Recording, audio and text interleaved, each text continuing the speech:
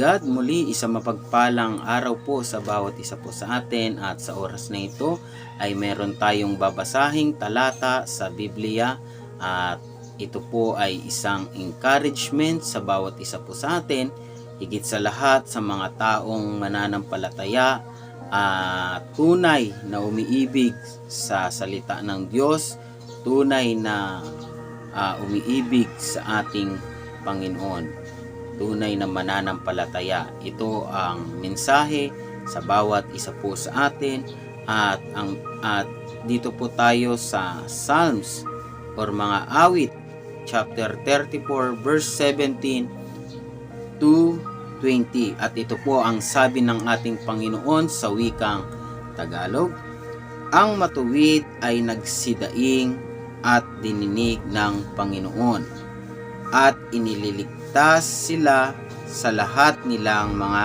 kabagabagan. 18. Ang Panginoon ay malapit sa kanila na may bagbag na puso, at inililigtas ang mga may pagsisising diwa.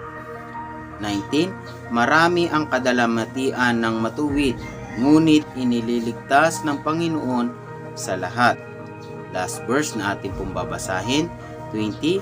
Kaniyang iniingatan ang lahat niyang mga buto, wala isa man sa mga yaon ay nababali or nababali. Okay, papamagatan ko po ang mensahe ng ating Panginoon sa oras na ito: the righteous cry. Okay? Ang matuwid ay nagsidaing. Sa buhay po natin bilang isang mananampalataya, ay marami rin po tayong pinagdaraanan sa mundong ito, no? Hindi ibig sabihin na kung ikaw ay sumusunod sa ating Diyos ay hindi ka na daraan sa mga pagsubok sa iyong buhay, pagsubok sa ating buhay. Ibig sabihin marami pa po tayong pagdaraanan. Pero ang kagandahan lang po nito, mga kapatid, once na ikaw ay mananampalataya sa ating Panginoon, na once na ikaw ay sabihin natin na matuwid na naglilingkod sa ating Panginoon, ay para sa iyo ang mensahe na ito, no? At para sa lahat ang mensahe ng ating Panginoon. Kung makikita po natin sa verse 17, ang matuwid ay nagsidaing at dinidinig ng Panginoon, na sinasabi diyan na ang matuwid po ay pag sila po ay nagsidaing or nanalangin at umiyak sa ating Panginoon, ang Diyos ay dinidinig po sila. At sinasabi diyan, at inililigtas sila sa lahat nilang mga kabagabagan, no? Yun po, no? Nandun ang tulong ng ating Panginoon. Sa verse 18 na binasa po natin, na sinasabi diyan, ang Panginoon ay malapit sa kanila. Tingnan nyo po, no, na napaka-advantage para po sa atin na mananampalataya. Ang Panginoon ay malapit po sa atin. Once na ikaw ay gumagawa ng matuwid at nananampalataya sa ating Panginoon. Na sinasabi diyan, ang Panginoon ay malapit sa kanila na may bagbag na puso, at inililigtas ang mga may pagsisising diwa. No, sa buhay po natin, bilang isang mananampalataya, meron tayong mga broken hearted, no? Or nababagabag or nababagbag ang ating puso. Huwag kang mag-alala, meron tayong Diyos na dapat nating pagsabihan ng ating mga nararamdaman. Okay, at sinasabi diyan, inililigtas ang may pagsisising diwa, no? Once na tayo po ay nakakagawa ng kasalanan, kailangan po natin magsisi, no? At ang Diyos ay patatawarin ka, at sinasabi pa dito, inililigtas ang may pagsisising diwa. Sa buhay natin, kailangan po talaga na tayo po ay magsisi, no? And 19, marami ang kadalamatian ng matuwid, ngunit inililigtas ng Panginoon sa lahat. Okay, sabi ko nga na hindi porket na tayo ay naglilingkod sa Diyos, wala na tayong kadalamatian na mararanasan, wala na tayong pagsubok na mararanasan.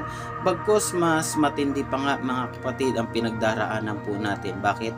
Dahil tayo po ay tinitest ng ating Panginoon, once na mapasa po natin yung mga pagsubok or yung mga testing na yan, mga kapatid, sa ating buhay, ay tayo ay magkakamit ng buhay na walang hanggan. Kaya magtiwala lang tayo sa ating Panginoon.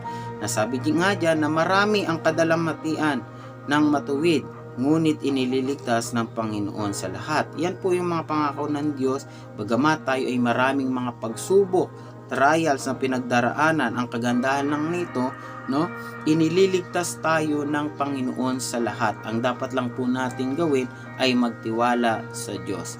Trust the Lord lang po, mga kapatid, at manampalataya ka sa kanyang salita.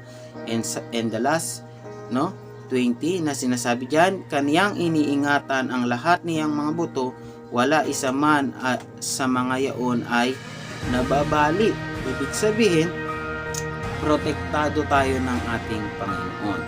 Proteksyonan ka ng Diyos, no, sa mga taong gumagawa ng mga masama sa iyo, no? Halimbawa, may mga taong mga naninira sa iyo, hayaan mo lang, ang Diyos ang iyong kakampi. Ang dapat mo lang gawin ay manampalataya sa ating Panginoon, gawin ang kaniyang mga utos, no?